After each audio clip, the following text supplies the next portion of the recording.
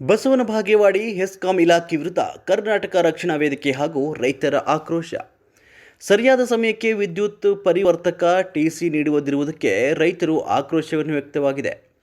ವಿಜಯಪುರ ಜಿಲ್ಲೆಯ ಬಸವನ ಬಾಗೇವಾಡಿ ತಾಲೂಕಿನ ಹೆಸ್ಕಾಂ ಇಲಾಖೆ ಅಧಿಕಾರಿಗಳ ವಿರುದ್ಧ ಬಳ್ಳಾವುರ, ಮುತ್ತಗಿ, ಟಕ್ಕಳಗಿ ಹಾಗೂ ನಾಗೂರ ಗ್ರಾಮಗಳ ರೈತರು ತೀವ್ರ ಅಸಮಾಧಾನ ವ್ಯಕ್ತಪಡಿಸಿದರು.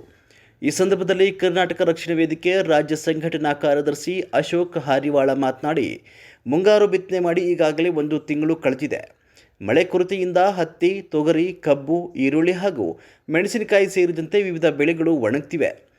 ಇಂತಹ ಸಂಕಷ್ಟದ ಸಮಯದಲ್ಲಿ ಹೆಸ್ಕಾಂ ಇಲಾಖೆ ರೈತರಿಗೆ ಅಗತ್ಯವಾದ ವಿದ್ಯುತ್ ಪರಿವರ್ತಕಗಳನ್ನು ಟಿಸಿ ನೀಡದೆ ನಿರ್ಲಕ್ಷ್ಯ ವಹಿಸುತ್ತಿದೆ ಅಂತ ಆರೋಪ ಮಾಡಿದರು. ಕಳೆದ 15ರಿಂದ 20 ದಿನಗಳಿಂದ ರೈತರು ಪ್ರತಿದಿನ ಹೆಸ್ಕಾಂ ಕಚೇರಿಗೆ ಅಲೆದಾಡ್ತಿದ್ದರೂ ಅಧಿಕಾರಿಗಳು ಇಲ್ಲಸಲ್ಲದ ಕಾರಣಗಳನ್ನು ಹೇಳಿ ಟಿಸಿ ನೀಡದೆ ಕಾಲಹರಣ ಮಾಡ್ತಿದ್ದಾರೆ. ಸರ್ಕಾರದ ಸುತ್ತೋಲೆಯ ಪ್ರಕಾರ ರೈತರ ಜಮೀನಿನ ಟಿಸಿ ಸುಟ್ಟರೆ 72 ಗಂಟೆಗಳ ಒಳಗೆ ದುರಸ್ತಿ ಮಾಡಿ ಅಳವಡಿಸಬೇಕು ಅಥವಾ ಹೊಸ ಟಿಸಿ ಒದಗಿಸಬೇಕು. ಆದರೆ ಹಲವು ದಿನಗಳು ಕಳೆದರೂ ಯಾವುದೇ ಕ್ರಮ ಕೈಗೊಳ್ಳದಿರುವುದು ರೈತರಿಗೆ ಅನ್ಯಾಯವಾಗಿದೆ ಅಂತ ಅವರು ಆಕ್ರೋಶ ವ್ಯಕ್ತಪಡಿಸಿದರು. ಇದಲ್ಲದೆ ದುಡ್ಡು ಕೊಡುವವರಿಗೆ ಮಾತ್ರ ಟಿಸಿ ನೀಡಲಾಗ್ತಿದೆ ಅಂತ ಆರೋಪ ಕೂಡ ಕೇಳಿ ಬರ್ತಿವೆ. ಇಲಾಖೆಯಲ್ಲಿ ಲಂಚದ ವ್ಯವಹಾರ ನಡೀತಿದೆ ಅಂತ ಅನುಮಾನವೂ ವ್ಯಕ್ತವಾಗ್ತಿದೆ. ಇದೇ ಪರಿಸ್ಥಿತಿ ಮುಂದುವರೆದರೆ ಕರ್ನಾಟಕ ರಕ್ಷಣಾ ವೇದಿಕೆ ಹಾಗೂ ರೈತರು ಸೇರಿ ಹೆಸ್ಕಾಂ ಕಚೇರಿಗೆ ಮುತ್ತಿಗೆ ಹಾಕಿ ಬೀಗ ಜಡಿದು ಉಗ್ರ ಹೋರಾಟ ನಡೆಸಬೇಕಾಗುತ್ತೆ ಅಂತ ಎಚ್ಚರಿಕೆಯನ್ನು ನೀಡಿದರು. ಈ ವೇಳೆ ರೈತರು ಶೀಘ್ರವಾಗಿ ಟಿಸಿಗಳನ್ನು ಒದಗಿಸಿ ವಿದ್ಯುತ್ ಸಮಸ್ಯೆಯನ್ನು ಪರಿಹರಿಸುವಂತೆ ಸರ್ಕಾರ ಹಾಗೂ ಹೆಸ್ಕಾಂ ಇಲಾಖೆಯನ್ನು ಒತ್ತಾಯಿಸಿದರು. ಬಳ್ಳಾವರ ಗ್ರಾಮಘಟ್ಟದ ಕರ್ನಾಟಕ ಸಂಘಕ್ಕೆ ಉಪಾಧ್ಯಕ್ಷರು ನಾವು ಹಾಗೂ ರೈತರು ನಮ್ಮದು ಒಂದು 100 ಟಿಸಿ ಐತ್ರಿ. ಆ ಟಿಸಿ ಸುಟ್ಟಿತ್ತು. ಟಿಸಿ ಸುಟ್ಟಿಂದ ಒಂದು 15-20 ದಿನ ನಾವು ಆಫೀಸ್ಗೆ ನಿರಂತರವಾಗಿ ಬರೋದು ಹೋಗೋದು, ರೈತರು ಹೊಸಪಟ್ಟು ಬರೋದು ಹೋಗೋದು ಮಾಡಿದ್ವಿ. ಆದರೆ ಯಾವುದೇ ಕಾರಣಕ್ಕೂ ನಮ್ಗೆ ಯಾವ ಅಧಿಕಾರಿಗಳು ಸ್ಪಂದಿಸಲೇ ಇಲ್ಲ. ನಾವು ನಿರಂತರವಾಗಿ 15-20 ದಿನ ಅನಿವಾರ್ಯತೆ ಬಂದ್ವಿ. ಲಾಸ್ಟಿಗೆ ನಾವು ನಮ್ಮ ತಾಲೂಕಾಧ್ಯಕ್ಷರಾದಂಥ ಅಶೋಕ್ ಹಾರಿವಾಳ ಅವರ ನೇತೃತ್ವದಲ್ಲಿ ಅವರಿಗೆ ಭೇಟಿಯಾಗಿ ನಮ್ಮ ಸಮಸ್ಯೆಗಳನ್ನು ಹೇಳಿದಾಗ ಅವರು ನಮ್ಮ ಸಮಸ್ಯೆಗಳಿಗೆ ಪಾಲಿಸಿ ನಡಿ ನಾವು ಬರ್ತೇವೆ ಸ್ಟೇಷನ್ ಬಂದು ಅವರು ಸರ್ವಡ ಮಾತಾಡಿ ಅವ್ರು ನಮ್ಗೆ ಟಿಸಿ ಕೊಡಿಸಿದ್ರು. ಒಂದು 15-20 ದಿನ ಅವಾಗ ಹೋಯ್ತು. ಅಧ್ಯಕ್ಷರು ಬಂದು ಟಿಸಿ ಕೊಡಿಸಿದ್ರು. ಮುಂದೆ ಅದು ಟಿಸಿ ಒಂದು 4-5 ದಿನ ಬರಲೇ ಇಲ್ಲ ಸರ್. ಬಂದು ಟಿಸಿ ಕೊಡಿಸಿ ಯಾವ ಮೋಟ್ರು ಚಲೋ ಆಗ್ತಾ ಇಲ್ಲ. ಒಂದು 7-10 ದಿನ ಆ ಟಿಸಿ ಸುಟ್ಟೇ ಬಿಡ್ತಾರೆ. ಆ ಟಿಸಿ ಸುಟ್ಟಿನ ಮತ್ತೆ ಈಗ 7 ದಿನ ಸರ್ ಟಿಸಿ ಬರ್ಲಾತೀವಿ. ರಿಟರ್ನ್ ಟಿಸಿನೇ ಕೊಡ್ತಾ ಇಲ್ಲ ನಮಗೆ. ಬರೀ ರೈತರು ಸತತವಾಗಿ ರೈತರು 7 ದಿನ ಆಯ್ತು ಇವಾಗ. ಅಂದ್ರೆ ಅದೊಂದು 15-20 ದಿನ, ಇದು 7 ದಿನ, 1 ತಿಂಗಳಾಯ್ತು ಸರ್. ಈಗ ಹೊಲದಾಗ ಮೆಣಸಿನಕಾಯಿ, ಉಳ್ಳಾಗಡ್ಡಿ, ತೊಗರಿ, ದ್ರಾಕ್ಷಿ ಎಲ್ಲ ಬೆಳೆದಿದ್ದೀವಿ. ಮಳೆ ಅಂತೂ ಆಗ್ತಾಯಿಲ್ಲ. ಇವಾಗ ಅವ್ಕೆ ನೀರು ಬಿಡ್ಬೇಕಂದ್ರೆ ಟಿಸಿ ಇಲ್ಲ. ದನಕರುಗಳಿಗೆ ನೀರು ಕುಡಿಯೋದು ದೊಡ್ಡ ಸಮಸ್ಯೆ ಆಗೈತಿ.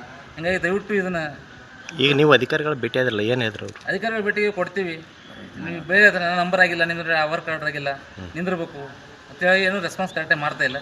ಅದಕ್ಕೆ ಮತ್ತೆ ಅಧ್ಯಕ್ಷರನ್ನ ಭೇಟಿಯಾಗಿದ್ದೀವಿ, ಕರ್ಕೊಂಡ್ಬಂದಿದ್ದೀವಿ. ಅದಕ್ಕೆ ಇವಾಗ ನೋಡ್ಬೇಕೇನು ರೈತರು ಇವರು ಸರ್ಕಾರಿ ಸುತ್ತೋಲೆ ಏನದ 72 ತಾಸಿನಾಗ ರೈತರಿಗೆ ಟಿಸಿಯನ್ನು ಕೊಡಬೇಕು.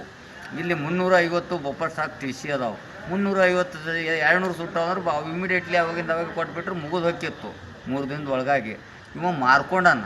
ಯಾಕೆ ಬಫರ್ ಸ್ಟಾಕ್ ಟಿಸಿ ಎಲ್ಲಿ ಹೋದು ಅವು ತನಿಖೆ ಆಗ್ಬೇಕಂತೇಳಿ SCO ಜೋಡಿ ಇಟ್ಟೋತನ ವಾದ ವಿವಾದಗಳು ಆಗ್ಯಾವ. ಕರ್ನಾಟಕ ರಕ್ಷಣಾ ವೇದಿಕೆ ಸಂಘಟನೆ ಯಾವುದೇ ದಾಖಲಾತಿ ಇಲ್ಲದೆ ಹೋರಾಟ ಎಂದೂ ಮಾಡಿಲ್ಲ. ಮೊನ್ನೆ ಒಂದು ಹೇಳಿಕೆ ಕೊಟ್ಟಿದ್ದ ಪತ್ರಕರ್ತರಿಗೆ ಕರೆಸಿಕೇಸಿನವ. ಮರುದಿವಸ ಮತ್ತು ಕ್ಷಮೆಯನ್ನು ಯಾಚನೆ ಮಾಡಿದ ನನಗೆ ಫೋನ್ ಮುಖಾಂತರ. ಇದನ್ನು ಯಾಕೆ ಡಾಂಬ್ರೀಕರಣ? ಇವ ರಾಜಕಾರಣಿಗಳ ಕೈಗೊಂಬೆಯಾಗಿ ಕೆಲಸ ಮಾಡ್ತಾನೆ ಅನ್ನೋದು ಎತ್ತಿ ತೋರಿಸ್ಲಕತ್ತದ. ರಾಜಕಾರಣಿಗಳ ಕೈಗೊಂಬೆಯಾಗಿ ಕೆಲಸ ಮಾಡ್ಲಾಕತ್ತಾನ. ನಾ ಮಿನಿಸ್ಟ್ರಿಗೆ ಹೇಳೀನಿ, MLA ಹೇಳೀನಿ, ಅವ್ರಿಗೆ ಹೇಳೀನಿ. ಅವ್ರಿಗೆ ಗೊತ್ತೈತೋ ಗೊತ್ತಿಲ್ಲೋ ನನಗೆ ಗೊತ್ತಿಲ್ಲ. ಬರೀ ಅವ್ರ ಹೆಸರು ಹೇಳೋದು, ಅಂಜಿಕೆ ಹಾಕೋದು, ಸಸ್ಪೆಂಡ್ ಮಾಡ್ತೀನಿ ಅನ್ನೋದು ಸೆಕ್ಷನ್ ಆಫೀಸರ್ಗೆ, ಯಾರಿಗೆ ಬೇಕಾದ ಸಿಕ್ಕರೆ ಯೋಜನೆದವ್ರಿಗೆ ಮಾರೋದು, ಮತ್ತು ಯಾವ ಟಿಸಿ ವೈಯಕ್ತಿಕ ಟಿಸಿ ಹೊಡಿತಾನೆ ಅವ್ರಿಗೆ ಸಿರಿಕೆ ಮಾರೋದು. ಹೀಗಾಗಿ ನಮ್ಮ ಬಫರ್ ಟಿಸಿ ಯಾರಿಗೆ ಕೊಡಂತೆ ಇಲ್ಲದು. ಸರ್ಕುಲೇಷನ್ ಅದ. ರೈತರಿಗೆ ಸುಟ್ಟಾಗ ಮಾತ್ರ ಹಳೆ ಟಿಸಿಯನ್ನು ನಿಲ್ಲಿಸ್ಕೊಳೋದು, ಹೊಸ ಟಿಸಿಯನ್ನು ಕೊಡೋದು 72 ತಾಸಿನಾಗ. ಸುಮಾರು 1 ತಿಂಗಳು 6 ದಿನ ಕಳೆದ್ರು ಇವರು ಟಿಸಿ ಮುಟ್ಸಿಲ್ಲಪ್ಪ ಅಂದ್ರೆ ಇದ್ರ ಬಫರ್ ಟಿಸಿ ಸ್ಟಾಕನ್ನು ಮಾರ್ಯಾನತ್ತಿರೋ ಅದಾವತ್ತಿರೋ ಇಷ್ಟ್ರ ಮ್ಯಾಗ ಅರ್ಥ ಮಾಡ್ಕೊರಿ. ಮತ್ತು MD ಮೇಡಮ್ ಅವರು ಈಗ ಟ್ರ್ಯಾಪ್ ಆಗಿ 1ನೇ ತಾರೀಕಿಗೆ ಟ್ರ್ಯಾಪ್ ಆಗ್ಯಾನ. ಇವತ್ತು 9 ದಿನ ಆಯ್ತಮ್ಮ ಟ್ರ್ಯಾಪ್ ಆಗಿ. ದುಡ್ಡು ಕೇಳಿದಕ್ಕೆ ಟ್ರ್ಯಾಪ್ ಆಗಿ ಈಗ ಪ್ರಪ್ಪನ ಆಗ್ರಹದಲ್ಲಿ ಕಂಬಿ ಎಣ್ಸಕತ್ತಾನ. ಆದರೆ ಇಲ್ಲಿ ತನಕ ಸಸ್ಪೆಂಡ್ ಆರ್ಡ್ರ್ MD ಅವರು ಮಾಡಿಲ್ಲ. MD ಮೇಡಮ್ ಅವರಾಗಿರ್ಬೋದು, ಬೆಂಗಳೂರು MD ಅವರಾಗಿರ್ಬೋದು. ಇಂಥ ಕರ್ನಾಟಕದಲ್ಲಿ ಎಲ್ಲಿ ಆಗದಂಥ ಅನ್ಯಾಯ ಬಸವ ಜನ್ಮಸ್ಥಳ ಬಸವನ ಬಾಗೇಡಿ ಪಟ್ಟಣದಲ್ಲಿ ಆಗ್ಯದಪ್ಪ ಅಂದ್ರೆ ಇದಕ್ಕೆ ಸಚಿವರು ಮುತುವರ್ಜಿ ವಹಿಸಿ ಆ ಎಮ್ ಡಿ ಅವ್ರ ಜೋಡಿ ಮಾತಾಡಿ ಅವ್ನು ಸಸ್ಪೆಂಡ್ ಮಾಡಿಸಿ ಅವನ್ನೆಲ್ಲ ತನಿಖೆ ತಂಡ ರಚನೆ ಮಾಡಿ ಎಲ್ಲೆಲ್ಲಿ ಅವ್ಯವಹಾರ ಆಗ್ಯದ ಅದನ್ನು ಕಾನೂನು ರೀತಿ ಸೂಕ್ತ ಕಾನೂನು ರೀತಿ ಕ್ರಮ ಜರುಗಿಸಿ ಅವನ ನೌಕರಿಯಿಂದೇ ಡ್ಯೂಜಲ್ ಮಾಡಬೇಕು. ಸರ್ಕಾರದಿಂದ ಅಕ್ರಮ ದುಡ್ಡನ್ನು ಏನು ಇವ ಬೇನಾಮಿ ಆಸ್ತಿಗಳನ್ನು ಏನು ಮಾಡ್ಕೊಳೋಣ ಅವೆಲ್ಲ ಸರ್ಕಾರ ಹಳ್ಳಿ ವಶಪಡಿಸಿಕೊಂಡು ಸರ್ಕಾರನ ಒಂದು ಶಕ್ತಿಯನ್ನು ತೋರಿಸಬೇಕು. ಇಲ್ಲದಿದ್ದರೆ ನಿಮ್ಮ ಹೆಸ್ಕಾಂ ಇಲಾಖೆ ಯಾರೂ ನಂಬಲಾರ್ದಂತ ಆಗ್ಬಿಡ್ತದೆ, ಅಧಿಕಾರಿಗಳನ್ನು ಯಾರೂ ನಂಬಲಾರ್ದಂಗೆ ಆಗ್ಬಿಡ್ತದೆ. ನೀವೊಬ್ಬರು ಏಜೆಂಟ್ರು ದಲ್ಲಾಳಿಗಳಾಗಿ ಕೆಲಸ ಮಾಡ್ಲಕತ್ತೀರಿ. ಅದಕ್ಕೆ SC ಅವರು ಏನು ಬಂದಿರಲ್ಲ, ಈಗ ಬರೋದೇ ನೀವು ಒಂದು 4-5 ದಿನ ಪತ್ರಿಕೆ ಮರುದಿವಸ ಬಂದಿದ್ರಪ್ಪ ಅಂದ್ರೆ ಎಲ್ಲ ರೈತರ ಸಮಸ್ಯೆ ಬಗೆಹರಿತಿತ್ತು. ಅಲ್ಲಿ ಗದಗ ತರಿಸಿದೆ, ಮುಧೋಳ ತರಿಸಿದೆ, ಹುಬ್ಬಳ್ಳಿ ತರಿಸಿದೆ, ಈಗ ಓಡಾಡಕತ್ತೀರಿ. 1 ತಿಂಗಳು 6 ದಿನ ಆಗಿ ಟ್ರ್ಯಾಪ್ ಆಗಿಂದ ನಿಮ್ಮ ವಿರೋಧನೂ ಹೋರಾಟ ಮಾಡ್ತೀವಿ ನಾವು. MD ಅವರು ಹುಬ್ಬಳ್ಳಿ ಮೇಡಮ್ MD ಅವ್ರಿಗೆ ಮಾಹಿತಿ ನೀಡೀನಿ, ಅವ್ರ ಸದಕ್ಕೆ ಬಂದು ಹೋಗಿಲ್ಲ. ಈ SC ಅವರು ಇವತ್ತು ಬಂದಾರಲ್ಲ ಇಂಜಿಗೇರಿ ಅವರು, ಇವು ಮೊದಲೇ ಬರಬೇಕಾಗಿತ್ತು.